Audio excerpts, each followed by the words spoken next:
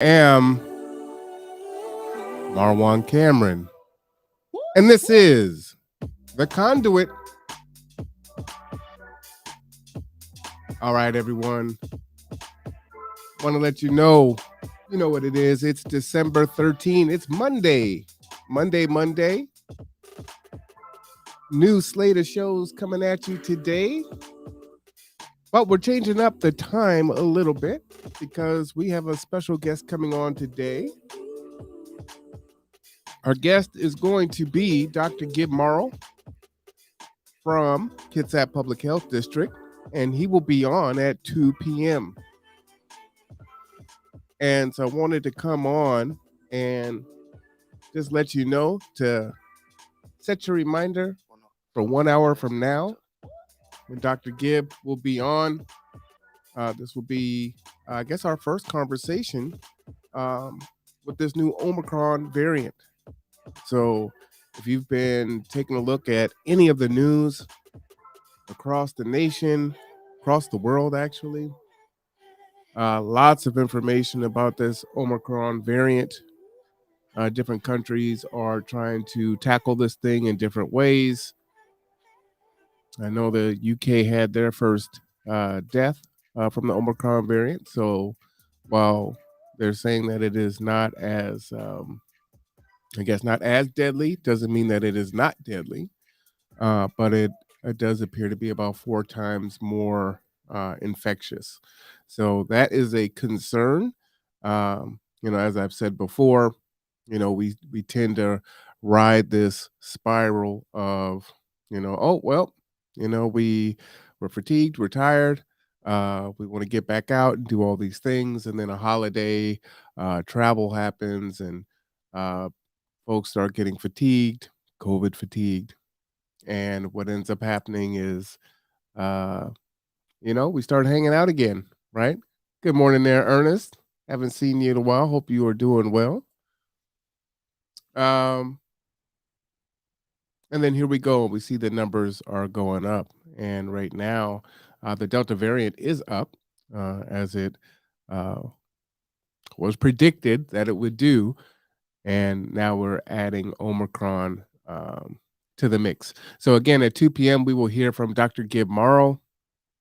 Very important conversation you won't want to miss. We are less than 2 weeks away from Christmas, which is incredible. I don't know how many of you are planning on traveling for the holiday season or having folks come in, but these are all things to be concerned about. I think the worst thing that I could imagine would be, aside from losing someone, would be, someone getting sick during the holidays and just not having the holidays that you planned and expected, right? So take care of yourselves. But yes, please tune in at 2. We'll have Dr. Gitmaro from Kitsap Public Health. And then at 3 p.m., immediately after, we will have Bremerton Housing Authority on in KCR. So Matt Garrett and Jill Stanton. A lot to talk about there. Also, um, it's a very tight market, as you know, and it is still pretty tough. How you doing there today, Pastor? Good to see you. Thanks for tuning in. As I was telling everyone, if you can tune in at 2 p.m. as Dr. Gibmara will be on to answer our questions and share information.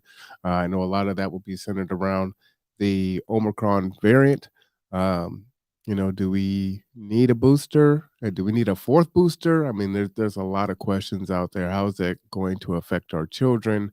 Um, I know I've got some concerns, and I've been paying attention to this throughout the world. As we normally do. Also, I'll be sharing, Kitsap Public Health's website, but I've been trying to teach myself how to, analyze the CDC's website. So, got a couple graphs to look at, and maybe ask Dr. Gibb to weigh in and give us his perspective on that. Also, tonight, uh, barring any event, I will be coming on in the evening to do an extra show because we need to have a conversation about what's happening in this country centered around um, oh, so many things. But there was uh, a father, uh, a husband who murdered uh, the mother of his child, and then went Facebook Live and talked about it, and talked about the stresses of the family court um process, or hell, a nightmare that he was in, and then proceeded to say he wasn't going to go back to, or he wasn't going to go to prison. He was actually an anesthesiologist's nurse. So he's making about $200,000 a year, as I understand. Definitely not someone living in poverty, doing well. And then proceeded to kill his ex-wife, and then turned the gun on himself, and then killed him. So we need to talk about that. We need to talk about that.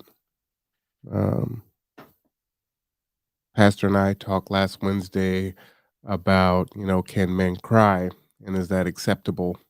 It's also listening to um, folks that get indoctrinated to all this intersectionality conversation and all these buzzwords, you know, toxic masculinity, and in that, asking these folks from Georgetown University, these students, what that meant, and they couldn't actually answer that, right?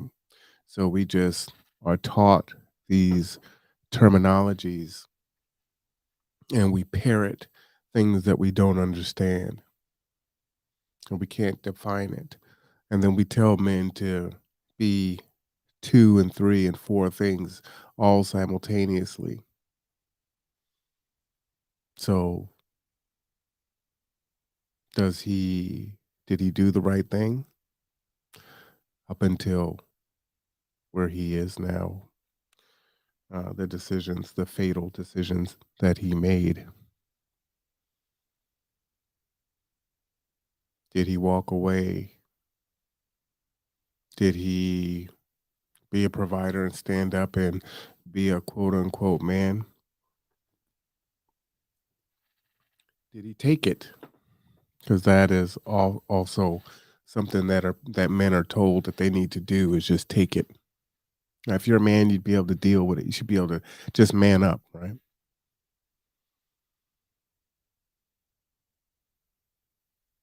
Three things, three options. I don't know if there's a fourth, right? The one option is the option that they say you definitely should not do, right? You're not a man. That doesn't make you a man.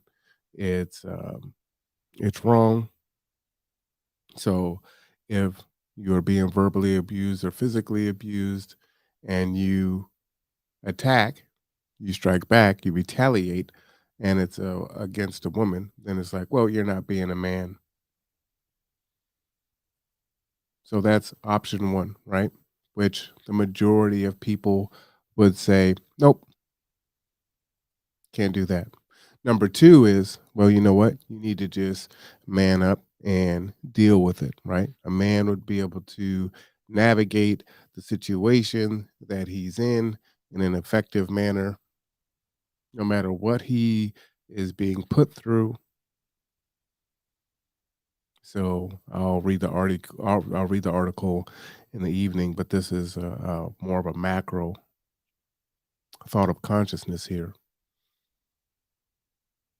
So he is working through the verbal abuse, the constant attack from the family court, every month, a filing, false accusations being levied against himself.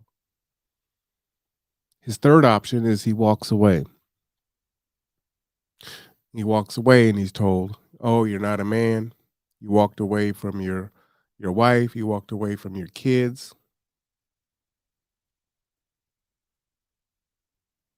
Now, clearly there was a divorce with the ex-wife, so, he wasn't there. So what does he do? What is a man supposed to do? There were three options there. Was there a fourth? Is there a fourth for men? And that's where the ideas of, you're damned if you do and you're damned if you don't come into play.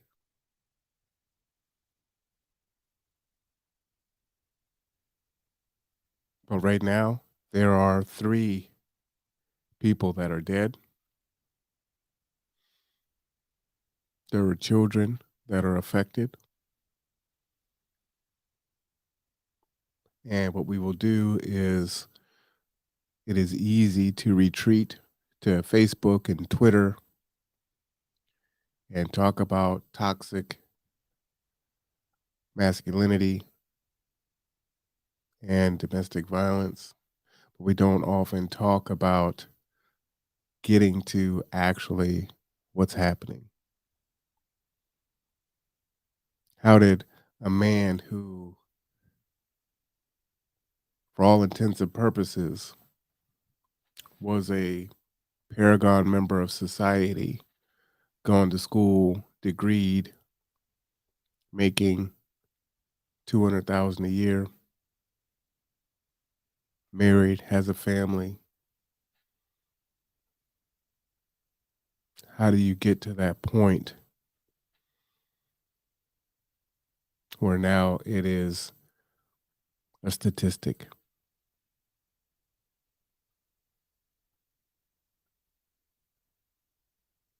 That's the conversation we need to have a conversation about. So that's what we're going to talk about tonight. Yeah, I'll send you the story, Rev. And I'll do the story early enough so it's before your bedtime if you want to jump in. But it is up to us to have these conversations. We have to. Um, but again, 2 p.m. is Dr. Gib Morrow. So excited for that. You will soon get an alert if you haven't uh, subscribed to the Conduit. Please do go on over there to YouTube and type in my name because that is the easiest way to find me. Surprisingly enough, when you go to YouTube, you will actually see there are other Marwans that exist. I am not the only one. I'm the only one I ever met, but there are more Marwans. But type in my full name, Marwan Cameron. You'll see the Conduit, and I ask you to subscribe and hit the notification button so you don't miss any of the shows. I know many of you are on Facebook, and so you watch from there. So, again, if you haven't set the notifications, please set notifications on there so you'll get a notification when a new show is coming online so you don't miss it. And also, you can share this information out with others. So, again, go ahead. I know some of you are enjoying your lunch, or maybe taking a walk uh, and getting a little bit of exercise in. Dr. Gilmaro from Kitsap Public Health District will be here at 2 p.m. And then we've got a show immediately after that at 3 p.m. With Kitsap Community Resources and Bremerton Housing Authority. And then we'll have our conversation tonight about that tragic event um, with that family. All right. All right. It's Monday, guys. I hope that you are blessed and highly favored. I hope you can see your glass as half full and not half empty. I hope that you are taking this opportunity to do what I challenge myself to do is to meet 5 new people every month. Build your circle. Oh, and lest I forget, don't forget the 14th annual Hope 360 Christmas giveaway. Thursday, December 23rd, 2021, 5 p.m. to 7 p.m. 'Tis the season. Don't let COVID be the reason. While you're waiting on St. Nick, make sure you don't get sick. On-site COVID-19 vaccine pop-up clinic. For registration, you can contact Surviving Change Kitsap at gmail.com, or you can give them a call at 360-471-0865. That will be located at the Sinclair Baptist Church.